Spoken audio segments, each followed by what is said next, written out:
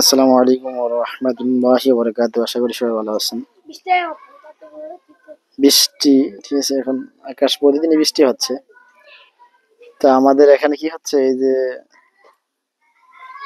মসজিদের জন্য যে জায়গাটা কাটছিল, তারপর এই যে ওখানে এই জায়গাটা কাটার পরে এই বালুগুলা সব এখানে রাখছে।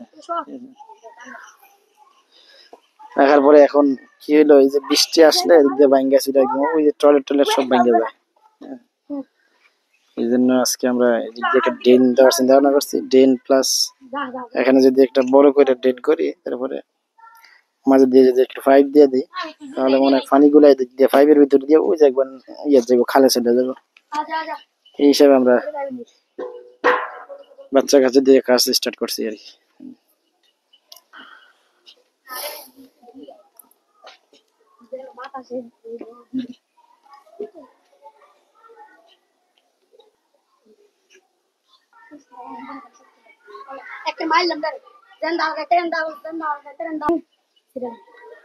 কাজ করতে করতে একদম ঘামে গেছে সাইমে। আর এর ইয়ে তো গরম আছে মোটামুটি। বৃষ্টি হলে কি হবে, এই বৃষ্টি গরম।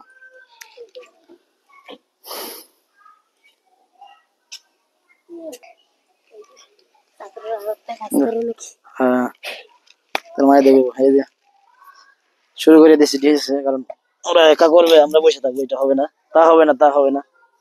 যদি আমি অসুস্থ মানুষ, তারপরে আরে শোয়ের মধ্যে গেল, তারপরে কাজ করতেছি ওদের সাথে একটু, যেহেতু সোয়াবের বিষয়। আমরা ছোটবেলা অনেক কাজ করছি, সময় মাদ্রাসায় লেখাপড়া করছি, অনেক কাজ করছি। মাদ্রাসার মাটি পর্যন্ত কাটছি, মাদ্রাসার বিডের মাটি, এরকম মাদ্রাসায় আমরা লেখাপড়া করছি, ঠিক আছে।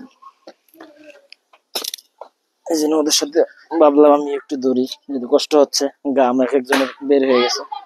না করো তোমরা, হ্যাঁ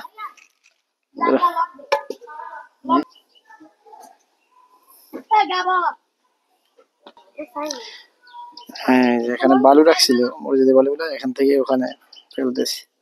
এই দিয়ে পাইপ দিয়ে দেবো, যাতে করে পানি জায়গাটা না ভাঙে আর কি, মাটিগুলো চলে যায় একদম। এই যে দিক দিয়ে যেতে দেখেন কি অবস্থা করছে। ওদিক দিয়ে আমাদের টয়লেট সব ভেঙে গেছিল, দেখেন এদিক দিয়ে কি অবস্থা। ওই যে সব মাটি গিয়ে ওদিকে যায়, এদিক দিয়ে আবার নদীর তো নামে যায় মাটি। এই জন্য এই যে টয়লেটের পাইপ পর্যন্ত ভেঙে গেছিল একবার, নতুন পাইপ আবার লাগাইছি কিছুদিন আগে। এখন আকাশটা খুব সুন্দর লাগতেছে, কিন্তু কখন যে বৃষ্টি আরম্ভ হয় কে জানে না।